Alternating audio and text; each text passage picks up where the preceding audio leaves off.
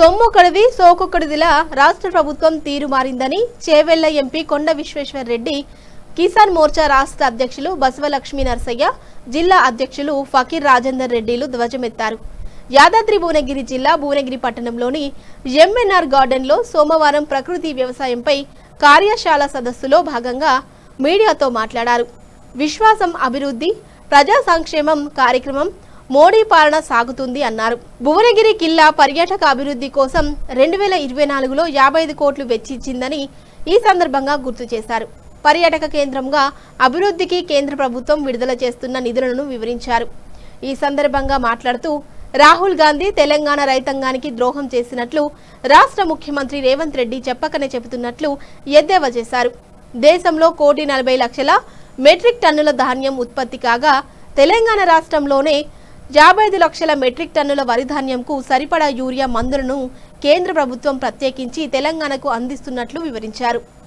ఈ కార్యక్రమంలో జిల్లా పార్టీ అధ్యక్షులు ఊట్కూరు అశోక్ గౌడ్, పడమటి జగన్మోహన్ రెడ్డి, పాషం భాస్కర్, పొతంశెట్టి రవీందర్, చందా మహేందర్, కర్నాటి ధనుంజయ్, దాసరి మల్లేశం, రత్నపురం బలరాం, తాడూరి బాలశంకర్ తదితరులు పాల్గొన్నారు. రాహుల్ గాంధీ ఉన్నాడు కదా, మీ ముఖ్యమంత్రి చెప్పకనే చెప్తాం లేదంటే రాహుల్ గాంధీ తెలంగాణ రైతాంగానికి ద్రోహం చేసిందని మీ ముఖ్యమంత్రి చెప్పకనే చెప్తుంది. ఎందుకంటే వరంగల్ డిక్లరేషన్ మీరన్నా కదా, ప్రతి ఇంత కొంటామని మేమే కొంటాము. అప్పుడు ఛత్తీస్గఢ్ కాంగ్రెస్ రాష్ట్రం ఎట్లయితే ఛత్తీస్గఢ్లో కొంటున్నామో ఇక్కడ ప్రతి గింత కొంటామని మీరే చెప్పింది వరంగల్ డిక్లరేషన్. ఇప్పుడేమో కేంద్రం కొనమంటుంది. అంటే మా రాహుల్ గాంధీ ద్రోహం చేసిండు, మోడీయే దిక్కు అని ముఖ్యమంత్రిగానే చెప్తున్నారు. సంఖ్యలు చెప్తే మీరు ఇంకా ఆశ్చర్యపోతారు. సంఖ్యలు చెప్తే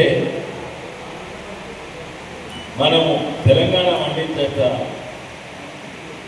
వరి ఎవరు మేమే చేస్తున్నాం. ఇంకోటి వచ్చినాక కేంద్రం నుంచి రాష్ట్రానికి కాంగ్రెస్ ప్రభుత్వం ఎంత కేటాయించేది, ఇక్కడి నుంచి 100 రూపాయలు తీసుకువస్తే ఇక్కడికి 32 రూపాయలు ఇచ్చేది ఎవరు? ఇంతకుముందు కాంగ్రెస్ ప్రభుత్వం 2014 ముందు. ఇప్పుడేం తీస్తున్నాం? ఇక్కడి నుంచి ఈ పైసలు కాక వాళ్ళు 32 రూపాయలు వాపేస్తే మేము 42 రూపాయలు వాపేసిస్తున్నాం. అది మోడీ వచ్చింది. మీరు అవగాహన చెప్పకండి, మేము మీకు తిట్టన అవసరం లేదు. ప్రజలకు మీ ద్వారా ఈ అవగాహన చేస్తాం. మా విజ్ఞప్తి ఇవన్నీ కూడా బయట పెట్టాలి, ప్రజల ముందు పెట్టాలి. మరోసారి అవకాశం ఇచ్చిన ధన్యవాదాలు. మీడియా మిత్రులకు ధన్యవాదాలు.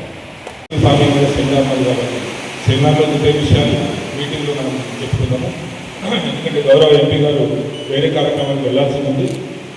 జ్యోతి ప్రజలను చేసేసి నేచురల్ ఫార్మింగ్ మీద మనకు సందేశం ఇచ్చేసి వాళ్ళు వెళ్ళడం జరుగుతుంది. దాని తర్వాత మళ్ళీ మనం